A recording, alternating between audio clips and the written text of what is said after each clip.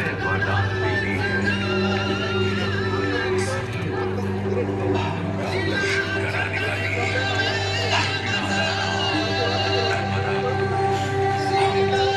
साथ नमन करते हैं। इकडे बाय ए सरेला मां नर्मदा के इकडे बाय ना सदियों से समाधिस्थ ए कतारबद्ध खड़ी ये घाट एक समृद्ध गौरव की जय मैं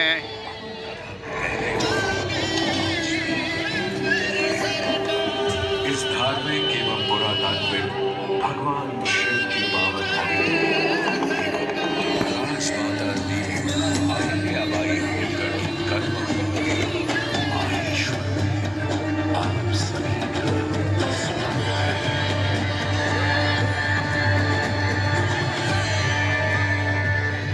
महेश्वर जिसका इतिहास भारतीय पुरातत्वविद स्वर्गीय वाकरकर जी और उनके दल के शोधानुसार हड़प्पा संस्कृति से भी प्राचीन होने की संभावना व्यक्त करता है।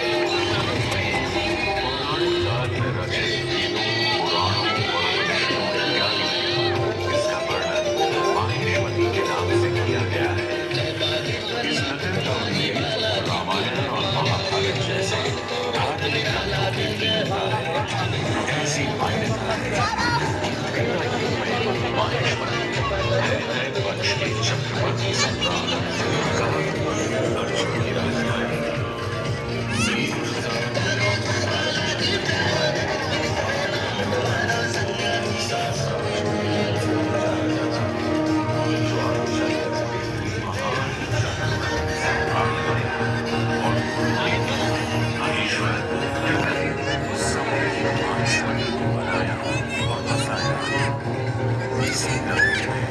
सहस्त्रधारा स्थान पर 7 विद्यमान है।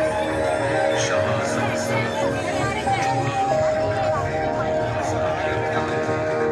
जिसने अनेक दिव्य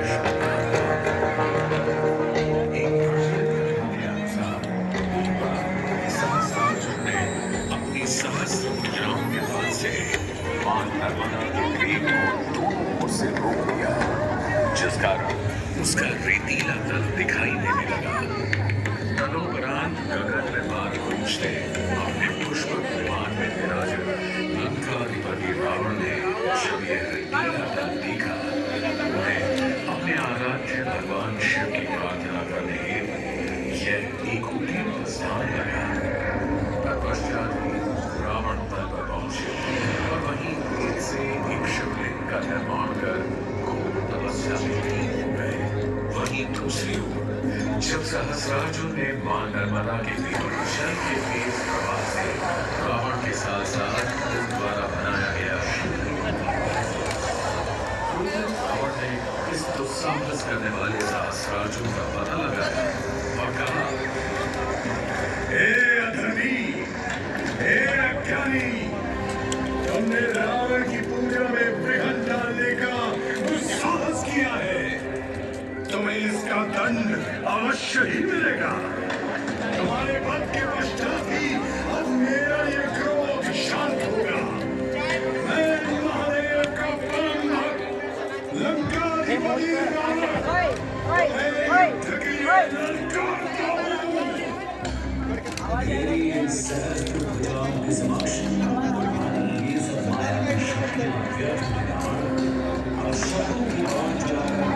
काही विषय नाही आमचं चल म्हणलं की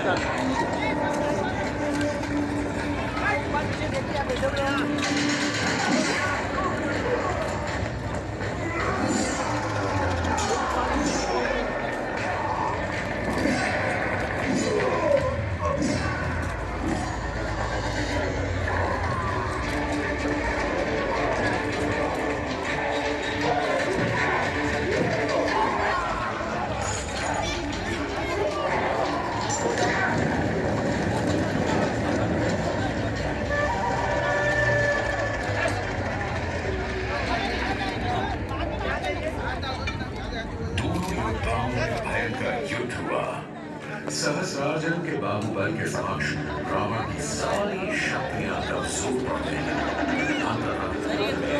सहस्रार्जुन विजयते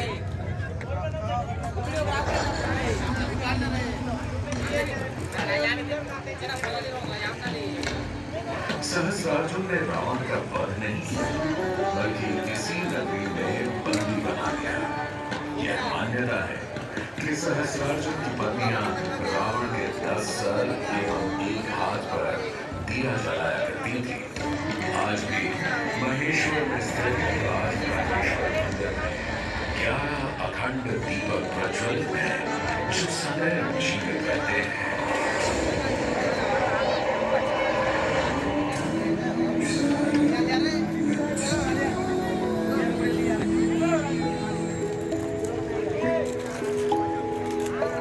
एक नए युग का सूर्योदय हुआ।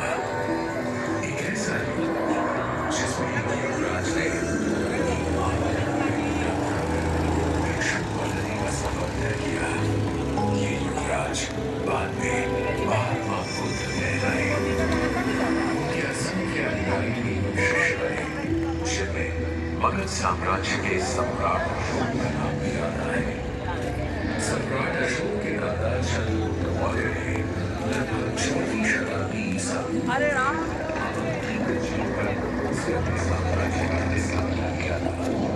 अवंती उस समय 16 महाजनपदों में एक जनपद था, जिसकी 2 राजधानी थी, उज्जैनी और माहेश्वरी, यानी आज का महेश्वर। माना जाता है कि नदी से ये क्षेत्र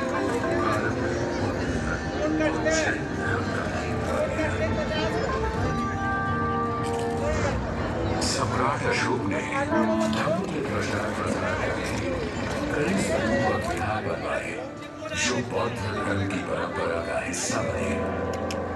इस समय से थोड़ा भी तो बाघ का उल्लेख भी देखने को मिल रहा है। महेश्वरी के महाराजा सुबंधु द्वारा 416 ईस्वी का एक ताम्रपत्र शिलालेख, जिसे आधुनिक महेश्वर के रूप में पहचाना जाता है, इस बिहार के लिए अनुदान की बात करता है। ऐसा भी मानना है कि 10वीं ईस्वी तक बौद्ध धर्म के पतन के साथ गुफाओं को संभवतः त्याग दिया गया था और बाद में ये गुफाएं इस क्षेत्र के बाघों का निवास स्थान बन गई। इसीलिए इन्हें बाघ नाम मिला। समय का पहिया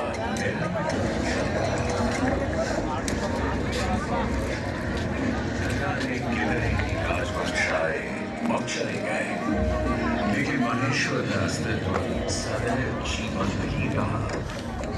कई सदियों बाद महेश्वरी जब सन 1700 राजमाता देवी अहिल्याबाई होलकर ने इसे अपनी राजधानी बनाया।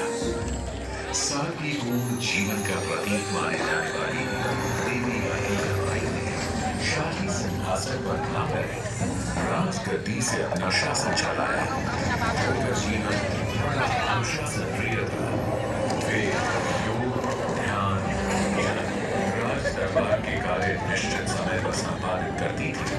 अपनी प्रजा के उद्धार के लिए लोक माता देवी अहिल्याबाई होलकर ने शंकर अजने वरुण यानी श्री शंकर के आदेशानुसार के शाही महल के साथ ही अपना प्रशासन किया। देवी अहिल्याबाई होलकर ने सबसे पहले इस भारत के मां नर्मदा के तट पर एक भव्य किले का निर्माण कराया, जिसे अहिल्या महल या कहें महेश्वर का किला के नाम से भी जाना जाता है। प्राचीन भारतीय निर्माण कला, युद्ध कौशल और रक्षा नीति का एक उत्तम उदाहरण ये किला लगभग 2 वर्ग किलोमीटर के क्षेत्र में फैला हुआ है। इस किले के वर्तमान स्वरूप में छोटे बड़े 5 मुख्य द्वार, बड़े दरवाजों पर द्वारपालों के कक्ष, नियमित अंतराल पर 20 विशाल बुर्ज शामिल हैं। अहिल्या द्वार से सीधे एक सड़क अहिल्या महल की ओर जाती है, जिसे राजवाड़ा कहा जाता है। महल के भीतर ही लोकमाता देवी अहिल्याबाई होलकर का प्रार्थना कक्ष भी स्थित है, जिसे देव पूजा के नाम से जाना जाता है। देवी अहिल्याबाई का जीवन भक्ति भाव से परिपूर्ण रहा। वे प्रतिदिन शिवलिंगार्चन करती थी। आज भी राजवाड़ा में पार्थिव शिवलिंग पूजन किया जाता है। पुण्य श्लोक देवी अहिल्याबाई होलकर की धर्मपरायणता का पता इस बात से भी चलता है कि उन्होंने नर्मदा परिक्रमा वासियों के लिए सदा व्रत एवं ठहरने की व्यवस्था, संस्कृत पाठशाला, योग शिक्षा को बढ़ावा, सांस्कृतिक गतिविधियां एवं व्यापार को बढ़ावा देने हेतु अनेक कार्य किए। उन्होंने न केवल काशी में नर्मदा के शिवलिंग नर्मदेश्वर की विश्वनाथ के रूप में स्थापना कर मंदिर का जीर्णोद्धार कराया, बल्कि महेश्वर में ठीक काशी जैसा ही विश्वनाथ मंदिर का निर्माण भी करवाया। इसी कड़ी में उन्होंने महेश्वर में स्थित जगन्नाथ जी के मंदिर के समक्ष विग्रह भगवान परशुराम के सुंदर विग्रह प्राचीन मंदिर का जीर्णोद्धार भी करवाया। ऐसी मान्यता है कि पौराणिक नगरी महेश्वर भगवान विष्णु के अवतार विश्वश्रेष्ठ भगवान परशुराम की तपोस्थली रही है और आज भी श्रद्धालुओं द्वारा उनकी पूजा अर्चना का क्रम नियमित रूप से चलता है। हिमालय की भूमि स्थित केदारनाथ एवं बद्रीनाथ ज्योतिर्लिंग से लेकर दक्षिण में समुद्र तट पर स्थापित रामेश्वरम ज्योतिर्लिंग तक देवी अहिल्याबाई ने अनेक निर्माण एवं जीर्णोद्धार के कार्य करवाए। उन्होंने ओंकारेश्वर, त्र्यंबकेश्वर, जगन्नाथपुरी, उज्जैन, वाराणसी, पुष्कर, नासिक आदि पूरे भारतवर्ष में मंदिरों के जीर्णोद्धार एवं निर्माण कार्यों के साथ साथ अनेक घाटों, बावड़ियों एवं धर्मशालाओं का निर्माण कार्य भी करवाया। अपनी प्रजा की हर संभव सेवा करने के बारे में सोचती रहती राजमाता देवी अहिल्याबाई होलकर को एक रात उनकी बहू कृष्णाबाई ने कहा, माँ साहब, आप अभी तक सोई नहीं? ऐसी क्या बात है जो आपको इतनी देर रात विचलित कर रही है? नहीं नहीं, ऐसा कुछ नहीं। हम तो बस कुछ नए कानून लाए हैं जिनसे स्त्रियों के अधिकार सुरक्षित हो सके। अब हमारे राज्य में विधवाओं को पति की संपत्ति पर तथा पुत्र को गोद लेने का अधिकार मिल सकेगा। इसके अलावा न्यायपालिका को मजबूत करने के लिए राज्य में नियमबद्ध न्यायालयों का निर्माण कराया जाएगा। ये तो प्रजा के लिए बहुत ही अच्छा होगा माँ साहब। पर माँ साहब, आपने सुरक्षा के विषय में भी कुछ सोचा है? क्योंकि कुछ समुदाय समाज से खुद को अलग समझते हैं। तुम्हारा इशारा मैं समझती हूँ कृष्णाबाई। मैंने विभिन्न समुदाय के लोगों को समाज की मुख्य धारा में लाने का फैसला कर लिया है। मैं उन्हें उनकी पहाड़ी अस्थिरता से हटा ईमानदार किसानों के रूप में बसने के लिए राजी भी कर चुकी हूँ। सुरक्षा की समस्या हल होते ही हमारे राज्य में व्यवसाय में बढ़ोतरी होगी। सुरक्षा के मद्देनजर उन द्वारा महिलाओं की सशस्त्र सेना भी बनाई गई। राजमाता देवी अहिल्याबाई होलकर की नीति के अनुसार सुरक्षा समस्याओं से निवारण होने के बाद महेश्वर में तरह तरह के व्यवसायी एवं कारीगर आने लगे। अनेक बुनकरों, मूर्तिकारों एवं कारीगरों का घर बना। महेश्वर का यह क्षेत्र वस्त्र निर्माण का एक सुंदर केंद्र बना और यहाँ निर्मित महेश्वर साड़ियों की सुंदरता तो पूरे भारत में प्रसिद्ध हो गई। सदैव श्वेत वस्त्र धारण करने वाली माता देवी अहिल्याबाई एक विनम्र एवं उदार शासक के रूप में थी, जिन्होंने लगभग 30 साल होलकर वंश का कार्यभार संभाला।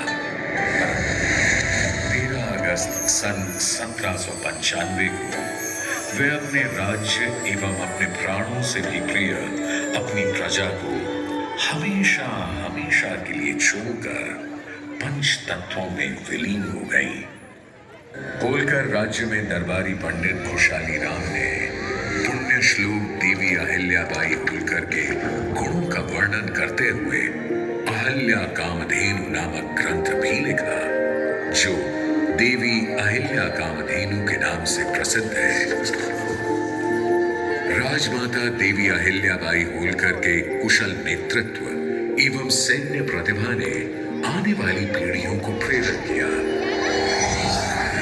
19वीं शताब्दी के शुरुआती दौर में होलकर राजवंश से ही महाराजा यशवंतराव होलकर ने ब्रितानी हुकूमत के खिलाफ